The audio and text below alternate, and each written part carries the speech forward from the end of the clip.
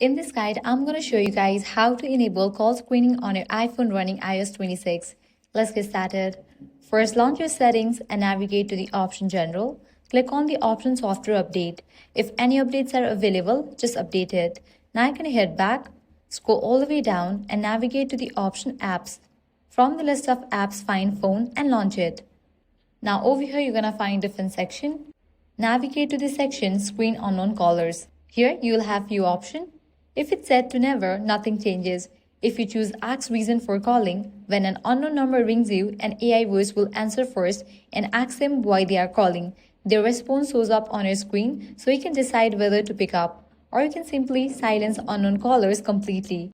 And if you want even more protection against spam, scroll down to Call Filtering and toggle it on.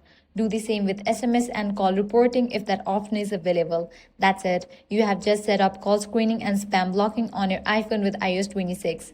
If this guide helped you out, do not forget to like, share, and subscribe. Thanks for watching.